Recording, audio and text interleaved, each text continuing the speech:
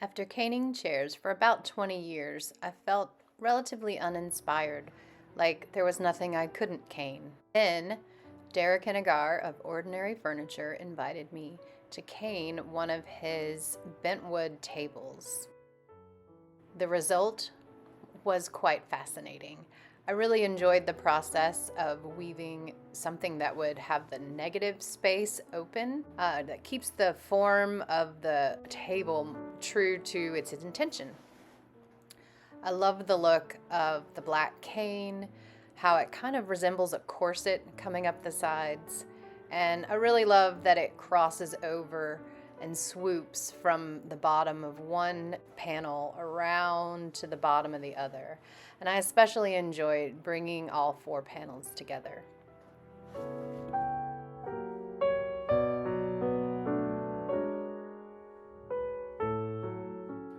The second table proved to be a little bit more challenging. Not quite what I had anticipated when I got started.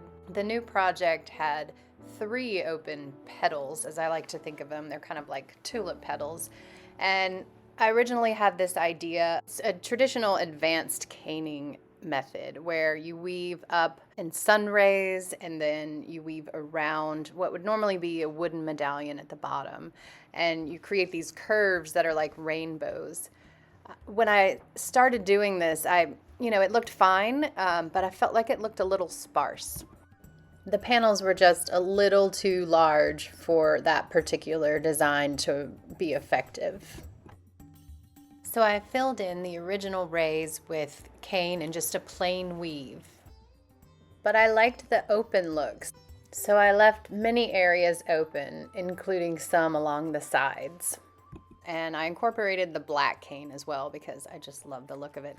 I also considered perspective. Normally you'd be looking down on the table because it'd be sitting on the floor. So the table really needed to look good at all angles. It needed to look good from the side, if you're walking into the room, from the inside, if you're looking down on it. So this will have a glass rounded table topper and it will look great in a collector's house. In fact, it does look great in a collector's house. Both of the first 2 forms sold to collectors in Baltimore and in Philadelphia. They create stunning shadows. I really appreciate Derek's, dare I say, insistence on me caning his tables. He did ask me for about 10 years that I needed to cane one of his tables, and the collaboration has meant so much to me. It's really given me a spark. It's kind of rejuvenated my ideas of what I can do with cane, what I can do with the various shapes and forms. So here's the third example. The same as the first, except reverse in color. It's got a black ebonized oak, and I use the raw colored cane because I really like the contrast between the natural cane color and a dark frame. I also added more cane, so I did 5 rows in the panels instead of 3. It gave it more of a caned look instead of that corseted look of the first design. I also did a little something different on the top. I really wanted to cane the top and show the 6-way pattern, but it didn't feel right at the edges. So again, I used that a braiding technique around the square in the center.